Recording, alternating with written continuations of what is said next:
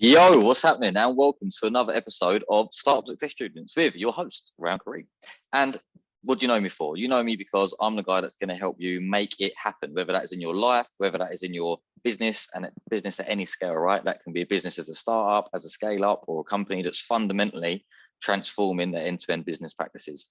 Who am I and how can I put forward these different proposals and be able to work at such different levels all at once in personal life and those three different areas of business? How is that possible? Check me out. Go on my website. Have a look at the other videos on my YouTube channel. Go on LinkedIn and see my experience. Then drop me a message and tell me how you'd like to work with me. In this episode, though, we have got Robert Gierke. It's a Gierke. It's even weirder than my name, so it's hard to pronounce, but no doubt, Robert, I can say that one. Hopefully, Robert will tell us exactly how to say a surname and much more, because in this episode, we're going to learn from Robert's personal and business life. Robert runs a consultancy that is all about purpose charging your business. I'm looking down here because I've got another screen down here. Purpose charge your business. How do you purpose charge your business? How do you purpose charge your staff? What's the way of working? What's the way of thinking? How do you challenge all those systems and structures of previous business thought, which is really engineered around in the pre-industrial revolution, right? It's about saying, how do we get the most out of every single person in the workforce? How do we measure them? How do we manage them? How do we make sure we squeeze every bit of productivity and value that we can out of that worker? Now, Rob is not about that. Rob is about saying, instead of extrinsically motivating people and therefore whipping them to achieve certain deadlines, how do we intrinsically motivate people by creating workplaces that genuinely inspire them, workplaces that allow you to know that this workplace is in line with my sense of purpose? What is my sense of purpose? And am I aligned to the work that I do day in, day out? Does my work have real purpose? I know lots about this, which hopefully make for a really good episode, because I've worked for 7 years in massive transformations all across the globe, massive corporations, from banking to fintech to pharmaceutical to aviation to oil and gas, you name it, I've seen it. So I really want to understand what Robert's experience is, and I really want to understand maybe how do we differ in our thinking? How do we differ in our approach? What do we disagree on?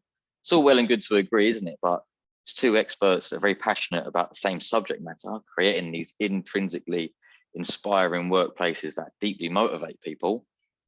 How do we see things differently?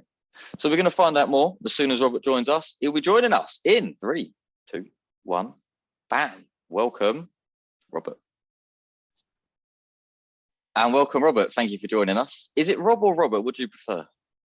I go by both. Take your pick. Rob is a little shorter, so I'll go for Rob. I like to be impersonal, man. It's just my style is more like that. So in the intro, I thought we were going to be talking about business transformation, but actually you're more about purpose-driven brand building. And what we just found out in a little chat just a second ago was there's a company that you may have significant experience working with before, which is awesome experience. We'd love to unpack and learn about that too.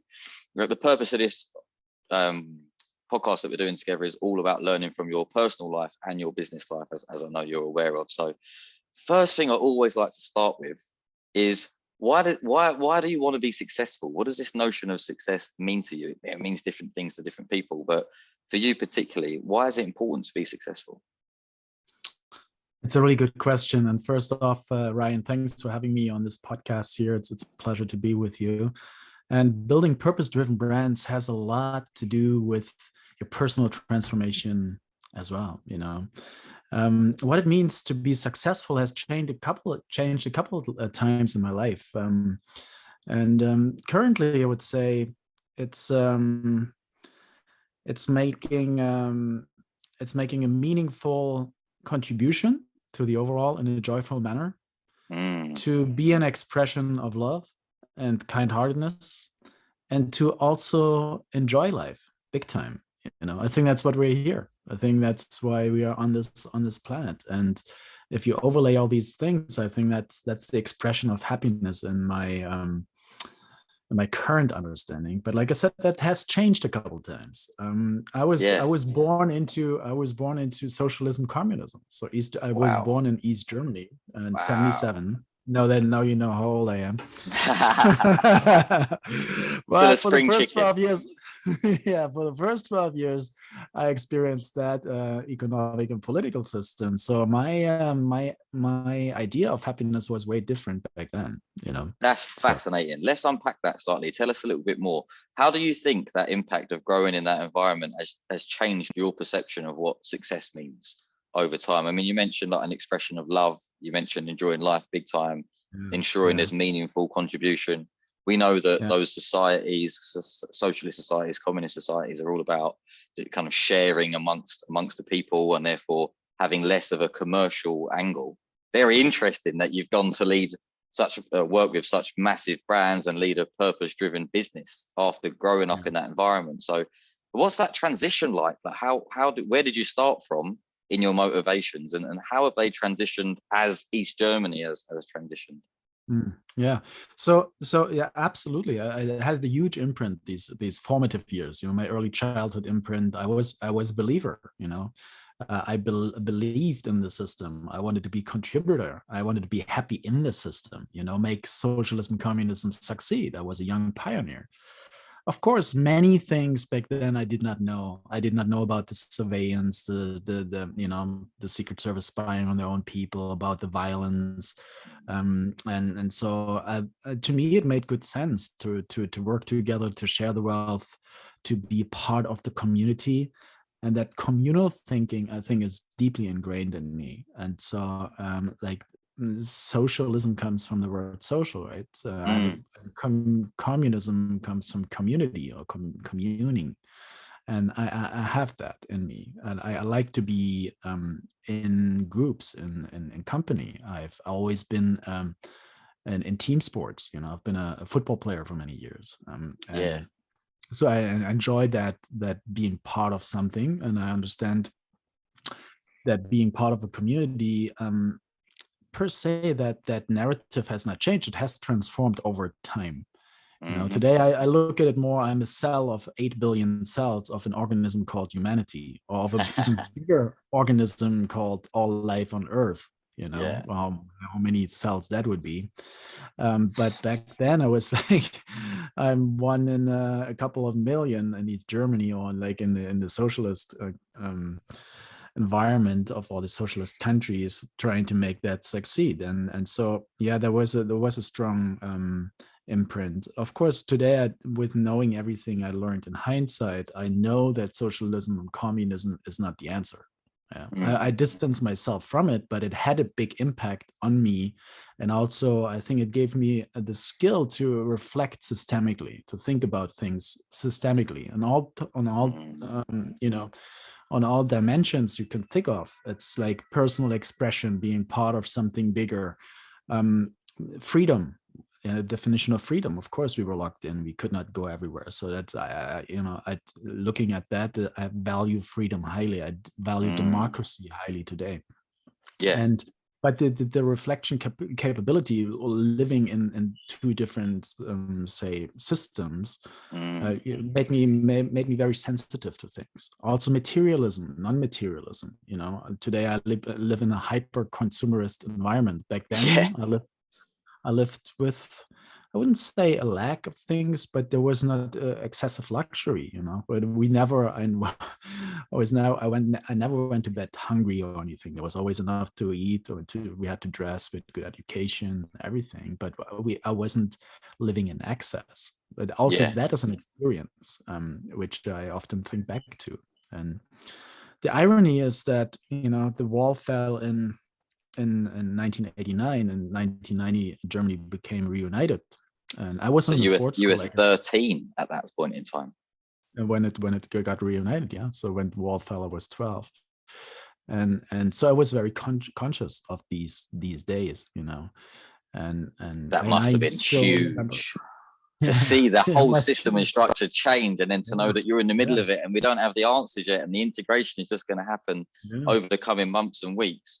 It's also totally. good for you to get used to like uncertainty, isn't it? And that level of complexity systemically, and the amount of Uh, uncertainty that generates, it puts you in a quite an advantageous position, really, in the nature of the work that you do, to be able to deeply empathize with that, doesn't it? You know, because you've literally been there, seen it, gone through the emotional, you're talking about the energetic senses all over your body. You've experienced that for yourself. So your decision making is going to be more appropriate for exactly the business that you run, which is awesome. You made me think there. It's often the system that we think we've got and the purpose we think the system is running for is not actually what's happening in effect. So you end up with a de facto or a ghost purpose, right? What's happening in reality is not what's happening in the minds of the creator. And to the socialist communist society you mentioned is point in case, right? Totalitarianism doesn't sit in socialism or communism. It shouldn't. Not as a theory, you know what I mean? Not as an ideology. Similarly, it doesn't really fit with a capitalist society either. But we see a lot of that nowadays, you know, in many different forms. So that's really fascinating. So when did you first get interested in starting businesses? Because I'd imagine believing so much in that system, when the system changed and it went more into consumerism and capitalism, you yourself must have gone through quite a deep personal transition too. Yeah, absolutely. So my the story goes on. So it was like I went through all these changes around 1989 and the early 90s, and there was a huge degree of uncertainty. You know, will my mother and my father have a job? They chose to leave their jobs and start their own companies. So it was also role models to me, and the company which then succeeded very much. I'm very proud of them. You know, they had a construction management company, architecture company, which they just sold 2 years ago, and that was their life's work. So I really applaud them for that. I'm very proud sons that they did that. And my life changed. Like I graduated from high school in 1996, and it was in a sports school or sports gymnasium. So I was a football player. I was a performance athlete. I actually played the Junioren Bundesliga. So it's the Bundesliga on a youth level. So I played against maybe you remember Michael Ballack. So he's around my age. So I played against him a couple of times. And, also other later on national players. However, I wasn't good enough at the age 18 to make the cut to become a pro. However, there was a connection to the US, and I got into the US university, played football for them, and got a scholarship. So soccer over there, right? Soccer, exactly. Yeah. So I still refuse to call it that way. It's the only category. Always. Yeah. Like football started in England. We call it football. It's football. it's football. I tell the Americans, look, there's two things wrong when you call your football. Because first of all, in a geometric sense, it's not a ball. It's not a ball, and it doesn't start with your foot. Oval, right? It's a conic shaped thing. And then the second thing is, for the most part, you play it with your hands. Only occasionally, like 5% you played with the foot when the kicker comes in. So, but you don't have the right to call that football. It's our football. We play it with feet properly, and it's a ball. Crazy. Anyway, so I went to Arizona, Northern Arizona University, and I studied business administration, management, marketing. So I learned the exact opposite. I learned free capitalism. What Adam Smith. Think Milton Friedman. So I completely switched 180 degrees. I was singing the anthem of shareholder value, net present value, marketing, finance, up and down, and you name it. And that was my new reality. And I became very materialistic. I don't think I've ever lost that social component in me, because also there was great camaraderie in the team, etc. But my economic model changed, I must say. Then success or happiness meant amassing things, having a big salary, because you looked out, to the examples which were given, to the best cases, like the successful people, the successful business people who make it. They have lots of money, they have all the status symbols. Yes, they have also, the jet around the world, they have the happy family, etc. But this was my ideal of happiness at this point in time. And I graduated with my bachelor degree from the university and had my first job in Silicon Valley, actually. Wow, early days as well, no? Like right at the beginning of Silicon Valley, just as it was. Well, it was the late 90s, so it was there, and so a couple of years later, there was the first big tech crunch, so the first bubble burst, and Then after my first job, I went back to Arizona and earned my MBA. So what was your And first job? What did you do first of all? What was the Silicon I Valley was a role? product manager for a medical instrument, like ophthalmic instruments. It's like That eye is surgery. a Eye doctors. perfect experience, right? Because now you understand how to figure out who your customer is. You figured out what their needs are. You figured out how to design, how to build a product in a way that adds value and allows you to get feedback from the customer and iterate on that process constantly. That's perfect experience for someone who's just almost like landed in a capitalist society, done the degree, but maybe hasn't got the experience yet of actually running a business. What amazing experience! I'll be very honest with you. I saw also, being a medical instrument, I saw a lot of value in it, like intrinsic value, helping people to maintain the vision or to restore it, and so I saw a lot of value in this. So I work with eye doctors, first and foremost, because those are investment goods. They're not products, so they cost thousands and thousands of euros or pounds or dollars. And so they're investment goods, these measurement systems and lasers and high precision. And so all the marketing there is very technical. And you work with university thought leaders of the professors, the leading professors who have the publications on these eye diseases, who then start working with these new cutting edge instruments. And so that's what I was doing at the time. I learned a lot of course, about the human eye, which is a real life skill. I will never forget that. 100%. And it taught me many things. How a business in a free economy and a free market is run, and it's a global brand. And so I had real exposure to the real global international business for the first time. And it battered completely towards your intrinsic values as well, didn't it? Like the values that you were already built upon, because it's for the good of the people, it's for the good of the community. It's like the perfect role for you almost, isn't it? It kind of culminated your experience growing up with the degree that you've just got, with an opportunity to bring those two things together and really see some impact. So amazing experience. What happened next? You went and did an MBA. So then I went. Definitely. So I still stayed in touch. I had good relationships with the College of Business at Northern Arizona University, and I told them that I eventually want to get my master's. So they asked me to come back as an international student, gave me an assistantship, because you just go to university in the US, it's really expensive. So unless you get some sort of financial aid, like a scholarship or an assistantship, it's almost impossible. So but they called me back and say, hey, you're interested in an assistantship and earning your MBA in an accelerated way. And I said, fine, I'll do that. So I left this job. Fine. Okay. If you insist. No. But it's like, I really wanted to get a master's anyway. So it was on my trajectory also. I think that was also, I was following the success model at the time. Yes, you did get your bachelor, you had your first job, some first practical experiences for a year and a half, which I did. And then I went back to university to get my master's, to, get to the next experience level or education level, which then qualifies you for the next income level. For sure. I was running on that program at the time, because how people talked, was what business magazines wrote. This is what the business school did, what people in the company I was working for did. So I definitely followed that success model or happiness model at the time. And so in 2001 in May, I graduated with my master's degree. And then I knew, being a sportsman and athlete by heart, that the Olympics were going to happen in Salt Lake. The Winter Olympics were going to happen in Salt Lake City in 2002. Wow. And so I already checked the website back then for opportunities. I said, before I go into my real job and make the real big fat money and start my career, I'll have some fun with the Olympics. And so I applied for a job with the Winter Olympics in Salt Lake City, and I got in. So IOC in the local organizing committee. And I didn't really care what it was. I just wanted to be part of it. So I ended up with a position at venue logistics at the Olympic Medals Plaza. So it's stuff in, stuff out of this medals plaza, where all the athletes got their medals, the winners, in the evening, and they had fireworks, and they have big headline talent play concerts every night. And so it was a fun place to be.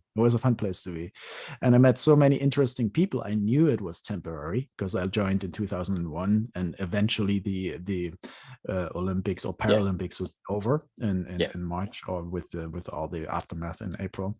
So I had this temporary experience, and I don't want to miss it in my life, because I had a great time. I had the time of my life. I'm a skier and a snowboarder too, and there's like 9 ski areas around Salt Lake City, and Wow. made some friends from all over the world. And That is really what life's about. And you said that at the beginning, right? You want to enjoy life big time, and you want to do what you love, and you want to express the things that you love. So it's another perfect role for you, isn't it? You're a master of choosing the right opportunities. It sounds like. Question for you. And it's like, maybe, I was in this space. I was in the US, and I was interested because my father was a performance athlete also already back in East Germany. He was a wrestler. So I grew up very sports minded. So he was on the East German national team. He went to international tournaments. And so he was a world-class performance athlete. So I grew up in this environment. So I was very sports minded, of course, as well. That made me attend the sports high school, etc. Then eventually it got me to Arizona. Then I believe in synchronicity and serendipity. So I was there, and it was so in my face, the opportunity was so in my face. I said, there must be some way. You're multilingual, you have an education, so why wouldn't they take you? And so of course they did. They needed this event type staff, so like the core part, but then they need people who orchestrate and manage the entire events time thing. And so I got in. It wasn't a huge deal. And with your experience as a product manager, you're used to doing that level of organization, And I was always like, but already back in high school and in the sports high school, I took a class which was sports theory. So we had sports history. I studied Pierre de Coubertin, the founder of the modern Olympic Games and the ancient Olympic Games. So it was very dear to my heart, and what the Olympic idea stands for, like the biggest peaceful gathering of humanity in one place, to compete, but also to exchange, to form friendship, and I saw and experienced all that. So that's fantastic. So, that's beautiful. Do you think your master's was a big kind of gatekeeper for you getting that experience, or do you think you would have got that experience even without the master's? I ask purely because, obviously, thinking of the listeners, and I'm thinking, yeah. I mean, for myself as well, I considered going to do a master's, and then I thought, actually. And it's a different time, I had this decision to make in about 2016, and I decided, you know what, I'm going to just go and get the experience instead of the masters, because I think hands-on applied experience is going to be kind of worth more in the marketplace than just a bit of paper that hasn't got any application to it. But at the same time, I appreciate what you've said is completely accurate. Like, especially back in that time zone, in kind of late 90s, middle 90s, I think, is you did need a master's as a gatekeeper to certain roles, and to a certain extent that still rings true in certain environments now. I was lucky that the environment that I was in valued more the experience, and so that was my path. But when you reflect, what do you think? Do you think that master's was a particular gatekeeper for you? Do you think it really added value to your career trajectory? Do you think it helped? Yeah, I think so. Yeah, back in the day, yes. And I totally echo what you just said. It has changed a lot over the past 2 decades. And so, today and I appreciate the new trend also. It shouldn't be as dogmatic as that. I think we should value for what people can do wherever they and however they learn, and not 100%. Dogmatically look at a title and a piece of paper which you can put on the wall. So I lived still in these old days, and it did help me to get into these jobs. And then also subsequently, when the Olympics were over, I actually meant to stay in the US, because I kind of was there already a couple of years, and I kind of liked it. But I couldn't, because again, serendipity and synchronicity, the tech bubble burst, and all the real jobs which I did not go for before the Olympics were now either taken, or people actually got fired because of the tech crunch. And so I could not find a company to give me work and or sponsor my visa. And so eventually I had to leave the country. And so I went back home. And then I started applying to in the realms of what really was really close to my heart. And of course, sports was close to my heart. So I applied to all the big sports brands. And a couple of months later, I got into the global marketing department or strategic marketing department of a big global sports brand with 3 stripes, which name I will not disclose in this podcast to not do any legal damage. Yep. Legal damage at this point here. But I joined in 2002. and was there then for 14 years in different roles. Wow. Moved up Wow. through the ranks, and I was my latest position then there. I was a director overseeing creation centers around the world, which there's Let's 6 pause there of. because I appreciate that journey like a lot. Like I know how it is when you start off at a very low rank in an organization or not at a director level, and you've got to try to get yourself there, right? And I think Yeah. many people again that tune in, they're going to be in similar situations. Maybe they're thinking about starting their own startup and their business too. And it's about thinking like, when's the right time? When have I learned enough to apply it elsewhere? So I want to get into that bit too. Kind of when did you know you learned enough to kind of go it alone and try your own thing and your own ideas? But I want to get into that journey beforehand. And what did you learn? Like, what did you learn that helped you go from your entry position into being a director? Because that's a journey in itself. I appreciate that journey. So what were your key learnings along that path? It was a wild roller coaster ride these 14 years. I had great runs, I had great times, great periods, and I had periods where I really suffered. In my early 30s, I even ran into a burnout, major depression. I had to step out of my work. I had to go to a psychosomatic hospital for 6 weeks to recover and come back. Wow. And so I learned a lot on all levels. Say on my personal level, which I was broken, but I was really happy. I learned how big global matrix organizations work. I learned about the power a global brand can have. I learned about the destructive forces and politicking which a global organization can have as well. Yeah. So I've been in all these places, and I built a good toolkit, not only from a functional point of view, building brands, doing marketing, planning, products, communications, CRM, engaging with the consumer, anticipating trends, all of that. So I build a huge toolkit, and being being exposed to different cultures, because I was in my latest position, and I lived in Sao Paulo for a while. I had a stint there to create a new creation center there, or co-create. I've been there. I went there to help a Brazilian bank. They were going to leave a client that had hired me. It was a $2 billion account, and we had 5 days, 2 days of leisure, 3 days of business to try and turn it around. What a crazy city! Like, the unbelievable scale of Sao Paulo, it scared the life out of me when I arrived there. So you know it. So it's like for all what it is. It's like it got all its beauty and it got all its problems. But like there, we did create a part of the company which then served all of Latin America in terms of product and campaigns. And so it gave me great exposure also to these cultures, which are very different from Northern or Central Europe. And yet then I started also traveling around the world in my latest position with these 6 creation centers, which were Tokyo, Shanghai, then Sao Paulo, Panama, and the 2 core headquarters, which is Germany, close to Nuremberg, Herzogenaurach, and Portland, Oregon in the US for all the US sports. And so I got exposure and then saw, okay, how things can also work very differently in different cultures, and how the brand reacted to that and localized the brand, and also brought the global footprint through. And so that's fascinating to me, particularly because we've got a CBD business. We just started it off. It's based in the UK at the moment. We started last year, and it is very much a purpose-driven business, right? It's all about helping people get a better sense of well-being.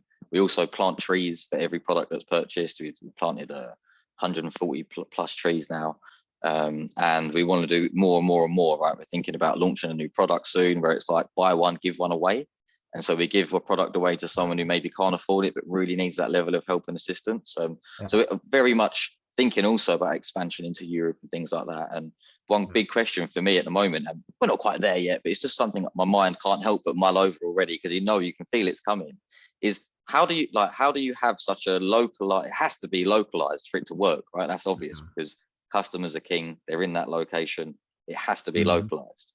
But how do you then keep that sense of a global brand at the same time as those local customizations? Yeah, exactly. Maybe you've got some thoughts for us on there. How does that actually happen? How do you make sure that those two things stay aligned? I think that the DNA, the core essence of the brand should always be the same. And then it needs to be interpreted and lived and executed in a very local way, very relevant way. But what you want to convey in terms of values, in terms of essence, that should stay the same, and that was a huge a real life school for me through all these years, to how to do that. Did we always do it right? No, we also fucked it up. We also messed up. Like at points in time, we did. I'm very honest, but we also had great successes, and so it's all about that learning journey. In essence, it's a learning journey, and probably like say 10 years into my career there, I was also asking the question: will I stay here forever? Yeah. Like in being an athlete and having all the access to product and to sports events and to all the it was like being in a golden cage, and I knew it wasn't all great. There was also frustration and politicking and all that which comes with, which is systemic in terms of organizational design, which 100%. comes with a matrix organization, so which eventually made me very sick, in my early 30s, leading to a burnout. And I saw that in other people too. And when I actually come back, and I was much more mindful about my resources and how I engage, etc. But then something also a process kicked off in me, and it's like this the purpose quest. For the first time, I asked myself, I think the word purpose came off. What am I here for? And what? Oh, big question. Big question. Exactly. Yeah. Why am I here? Who am I? What am I here? What do I want? Right. It's like those three questions are probably the deepest, most profound questions you can ask. So after these low point in my life, this started this process. And awesome. I love that. I want to stick a pin there and go into that a bit more, because for me, I've also been burnt out a number of times. I've gone at quite a fast pace in my career, my trajectory. So you do find yourself like, okay, I moved too quickly there. But there's always a very deep systemic lesson that you learn about how you approach life and how you think through those experiences, because the signs are going to come again. You probably are going to get to the point where you're realizing that the signs of burnout are coming up again, because we're very energized, inspired people. We now know what our purpose is as well, don't forget. So we're really marching after the things that we want, and you can get carried away with that. Life is obviously a lot bigger than just work. There's many other components of life that really, really matter to create your whole life experience. So in that story that you were explaining, you said you spent 6 weeks away in a center. And I always see the word burnout or kind of depression. I see depression as like deep rest session. It's like that's really what you need to do. You need to take time away to deeply rest, and that in itself needs to be considered as one session, right? You need to take one set of time away in one block to get yourself well rested, so that your brain can really heal and repair. But what was that process like for you? As much as you'd be willing to share, and what was the learning? I'm reflecting on this. I'm very outspoken about this experience, because I think looking back after over 10 years, I even regard that as a gift. Like it cracked me open. It really cracked me open so that the light could enter.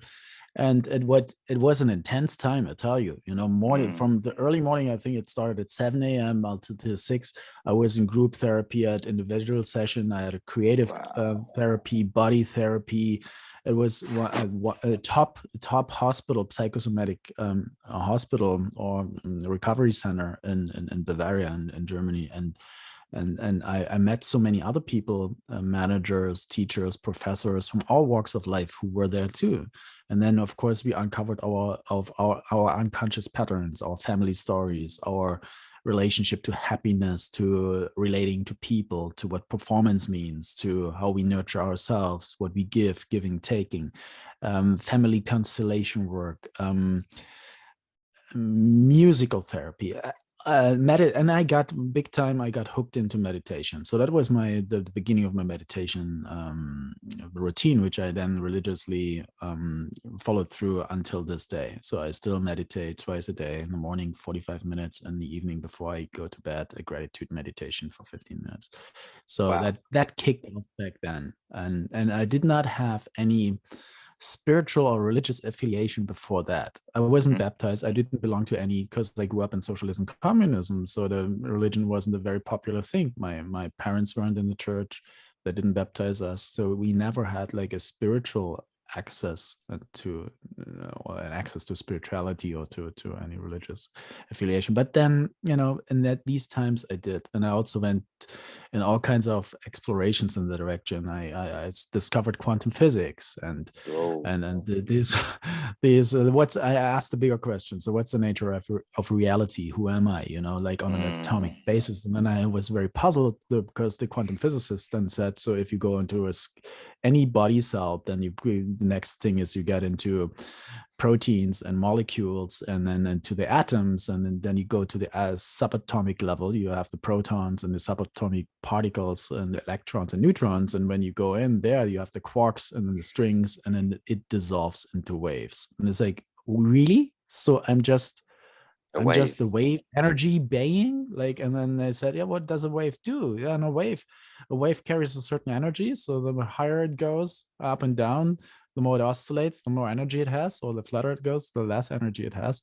And like as we know from radio or Wi-Fi or TV, it carries information. So I'm just like this, or so I discovered these concepts of multidimensionality. It's all true at the same time. Yes, we're skinbags having discussion now, or a podcast conversation, but we are also energy beings who can feel this energy, and everything in between: organ systems, cell systems, and going up to being part of humanity, being part of life on Earth, being part of the universe, etc. So you can go to Planck scale, you can go to cosmic scale. And so I asked all these questions, and in these starting from this point in time, and start also working then when I left and re-entered the work life, starting with a life coach, and then continued my exploration, my work there. And that eventually really amplified the purpose question. And is there more than that, just that job? And it took me another 4 years. Like you could almost imagine that. So leaving this, I called it then the golden cage. It was the golden cage. They gave me everything. They paid me well. They gave me a company car. I could fly around the world in business class, stay in 4 or 5 star hotels, go to every freaking sports event I wanted. But was that it? And the voice inside got louder and louder. It's almost as if there's an little angel and a devil sitting on my shoulders and talking to me this and that. And the shadow was like constant. But like then the voice, the inner voice, which called me out, got stronger and stronger. And then in the spring 2016, it was so clear to me. One day it was completely clear, and I did not know what was coming after that. But I had to leave. So I resigned. They were asking me, so you cannot go to the competitors with the swoosh or with the cat. It's like, I'm not going to go there, because this is not where the growth is. Because they kind of fish in the same pond, right? So that's not where the growth potential is. But don't worry, I had a non-compete anyway, and I had a half-year notice period. So I threw a big party for all my friends there and colleagues in September. And I lived in good terms, still in contact with a lot of these who are still there. Many of them have also moved on. And called that chapter and closed that chapter. I want to get into a few things here, because I love everything you've just said, and there's so many facets to it. But again, mind on the eye of the listener. And also, I was having a conversation with a friend over dinner last night, funny enough, and we were talking about exactly the same thing, right? Angel on one side, devil on the other. And you always kind of not sure kind of what one to listen to. And I was making the point that the more you get in tune with yourself, the more you get in touch with what you might call spirituality, what some people call God, what some people just call peacefulness or stillness. The louder the angel kind of gets, and it's like you feel like you're having inspired thought. Instead of having to think hard and go against the devil, you actually start getting these ideas come to you. And they're bloody good ideas, and they feel right. They energize you, and you can see how they're going to land. So You also mentioned that you do meditation in the morning every evening. You've carried that on for a number of years now. So I wanted to ask you, in your most simplest way of explaining it, what is meditation? Because a lot of people are like, you know, they don't want to get involved in meditation. They think it's too complex. They think it's not for them. They think it's too difficult. You know, they can't understand they think it's about not having thoughts, for example. But what is meditation to you? It's getting in contact with your divine essence, if you will, with your eternal being. How does someone do that? Which is always, and it does not mean that you cannot have thoughts. You know, I think that's the biggest.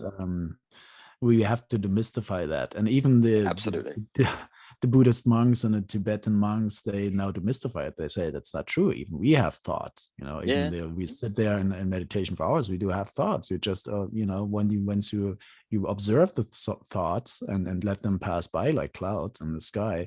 And if you catch yourself that you get tangled up in them, and you realize that that's a win, because then you can let the cloud fly, and then the next thought comes, and that's still happening to me as well, and that's fine.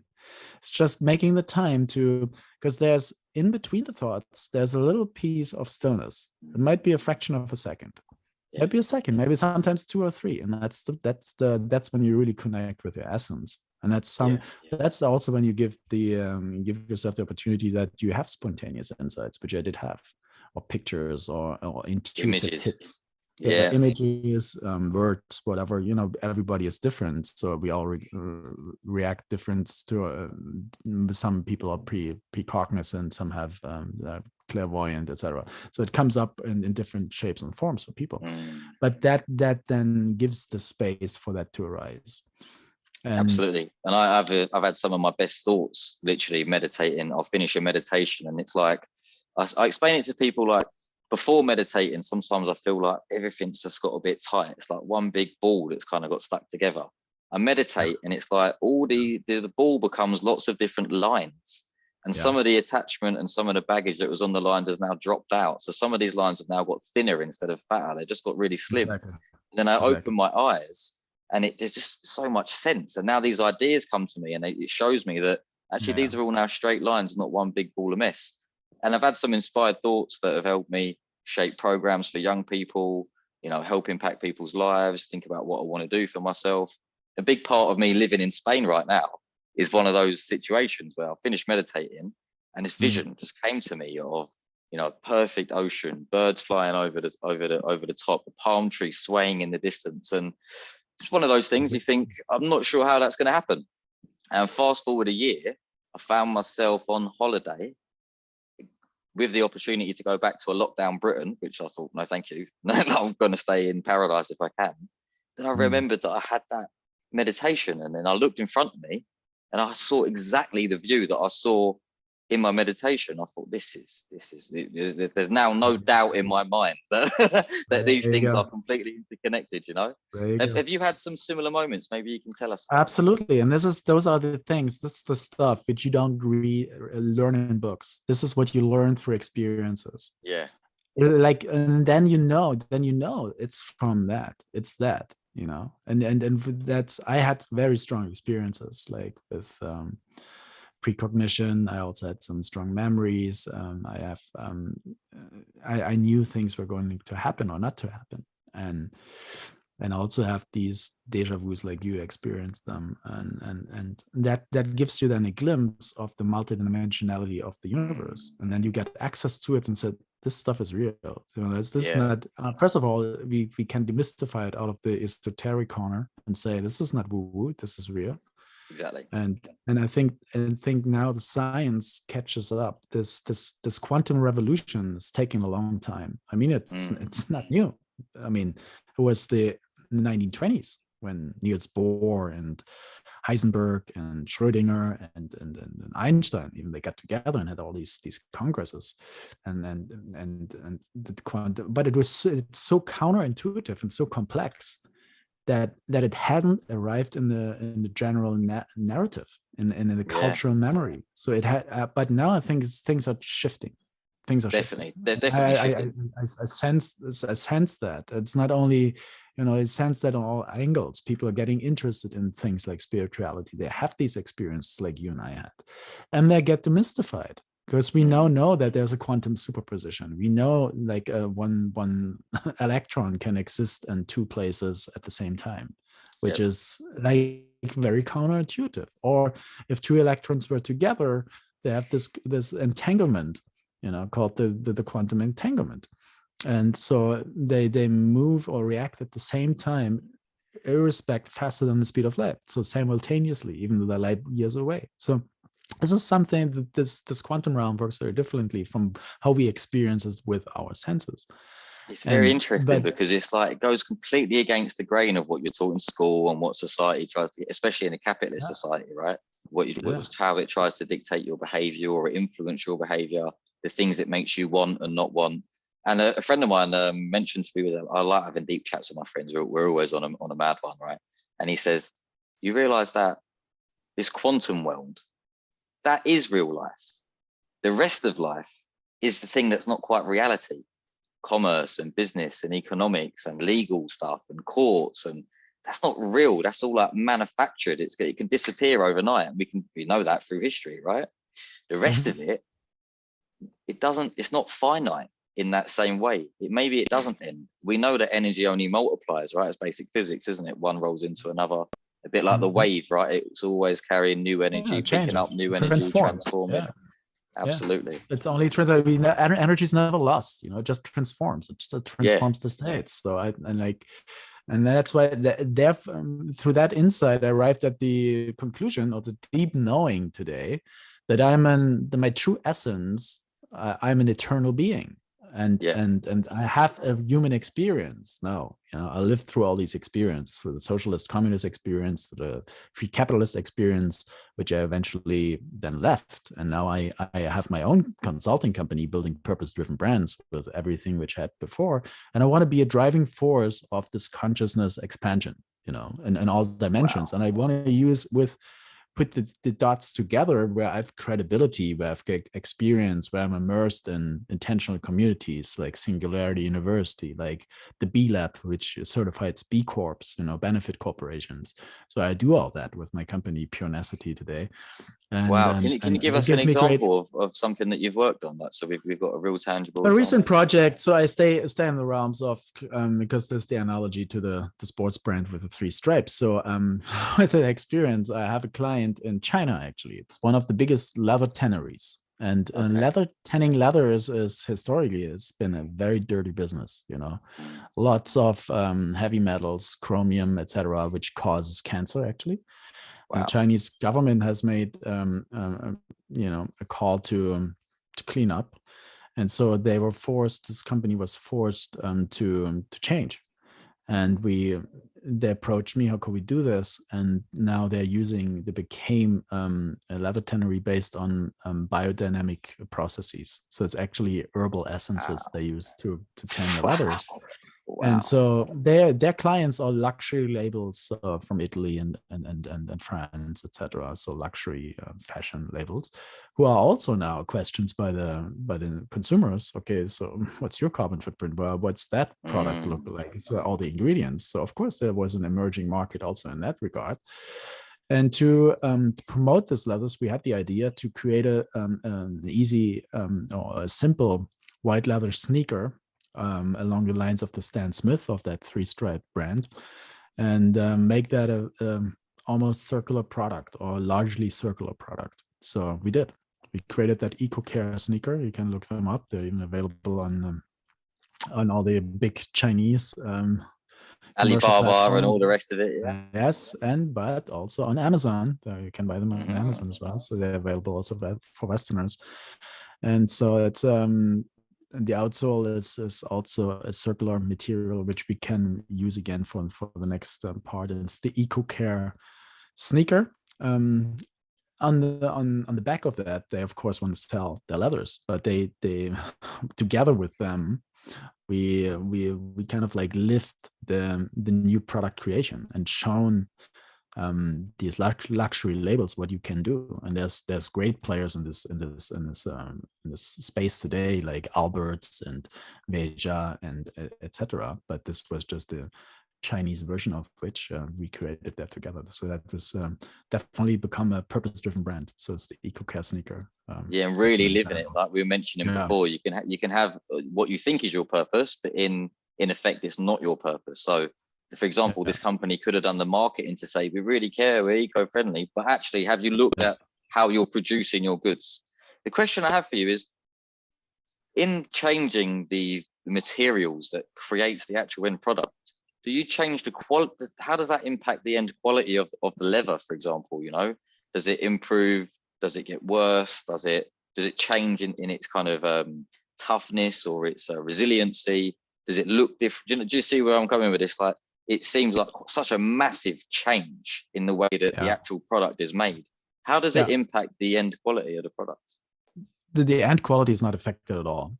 If anything, it's like it's stayed at the same level, if not improved slightly even, and the beauty is that you do not pollute these waters, because once Yeah. these heavy metals are on the waters, then the rivers become poisoned, people get Mm. sick or even die from it. And so that's the key takeaway from that, and that has a certain purpose, right? So with Purenacity, I base Purenacity, it's very broad actually. So I base it on the 17 SDGs, the United Nations Sustainable Development Goals, because I believe that every company can make a contribution to these goals in whatever shape or form. So I did not get stuck in consumer goods or fast moving consumer goods only. I now work with private universities. I work with a data dignity company. I work with a media company. And so for all of them, that means very different things, because there's 17 goals. And I said, Yeah. even you can probably pick more than one goal, but probably not all 17 of them. Yeah. Maybe three. Like three is be the cutoff, because then what you execute, you also have to land it. You have to the rubber has to hit the road. You have to Yep. make an impact, a meaningful impact, and then also talk about this. There's only so many messages you can tell and land with the consumer, in this highly convoluted communication space, that you have Yeah. to stand for something. And so You've got that's to what we bring the do. customer along the journey. You can't change everything overnight, and then all of a sudden Yeah, they won't understand the brand. So you can only change what you can communicate effectively in the yeah. time span that you've got. So definitely narrow it down, You, focus on three. looking into the news, there's the big topics right now. Okay, it's climate change, climate action, decarbonization. So how do you become carbon neutral? That's a big topic. I work with almost all clients on. Then for the producing companies, it's the circular economy, circular Yep. design. So we know that we have the Earth Overshoot Day. We need to go into circular material streams, circular product streams, concepts.